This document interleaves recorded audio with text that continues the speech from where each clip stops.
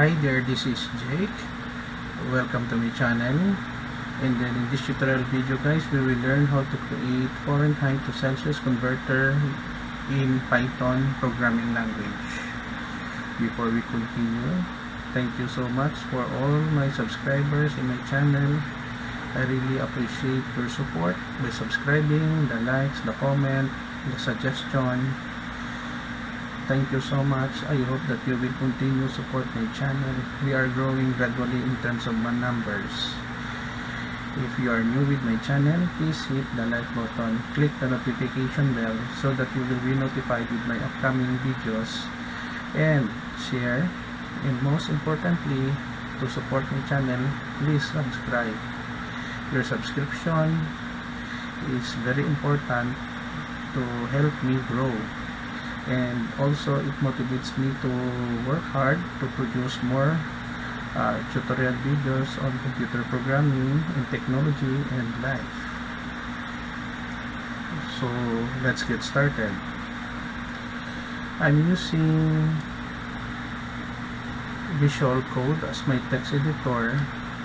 One of the good things about Visual Code, it has a library that you connect into a Python interpreter. So here I have here a comment, and then line 5 up to 7 is the title of our Python program. So basically what I'm trying to do here is how to write a program using Python that will ask the user to give temperature in Fahrenheit, and then our program will convert the given Fahrenheit temperature into Celsius equivalent using Python programming language.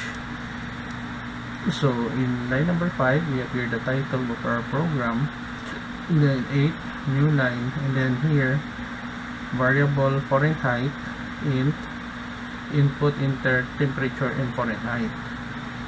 Basically guys, in Python, when we using the keyword input, it is string. So we are using a function in Python that is int to convert whatever value that we give here into integer. Also in Python, it is a case-sensitive programming language just like C, Java, or C++, or C#. So when I use this format, capital F for Fahrenheit, it should be uniform throughout our program. So this is for the input, and then this is the process. So the formula for Celsius equals Fahrenheit from a user minus 32, close parenthesis, opening close parenthesis, multiplied by 5.0 slash or divide by 9. So here it will display the temperature value, and then we have here the Fahrenheit equivalent to decimal places, and then per decimal degree Celsius, degree symbol. Now in Python we have here a round function to put Celsius comma to decimal places, new line, and then line number 18 end of program that inform the user that the program is ended, and then print double quotation for new line. As you observe, in Python there is no semicolon. Okay, so after we have done discussing, the next step that I will do is to run our code.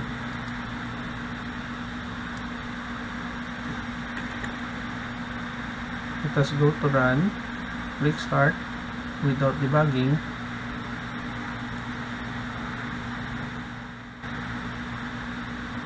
Okay,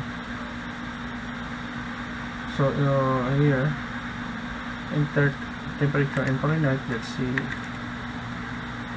45. So Fahrenheit to Celsius converted in Python, enter temperature in Fahrenheit 45. The temperature value is 45. The Fahrenheit equivalent is 7.22 Celsius, and the program. So let us have a clear here, and then we will run our program second time around. Okay, so let's say we have 200. So Fahrenheit to Celsius converter in Python, enter temperature in Fahrenheit 100. The temperature value is 200. The Fahrenheit equivalent is 93.33 Celsius, end of the program. For the last time, let us run again the program. Let's say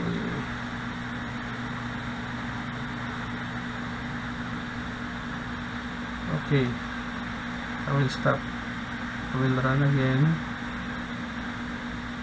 Okay, we will start from the very start. Okay, so let's say we have here 98 temperature in Fahrenheit. So Fahrenheit to Celsius converted in Python, temperature in Fahrenheit 28, temperature value is 98, Fahrenheit equivalent is 36.67 Celsius. End of the program. So this is the end of the tutorial video on how to create Fahrenheit to Celsius converter in Python. Thank you very much guys for watching. I will put a link in the description below where you can download the complete program listing of this program. I hope that you learned something in our tutorial video. If you like this video tutorial, please hit the like button, click the notification bell so that you will be notified with my newly uploaded video, share, and most importantly, please subscribe to my channel for more upcoming video tutorials. Thank you very much guys. See you in the next video tutorials. Bye bye for now.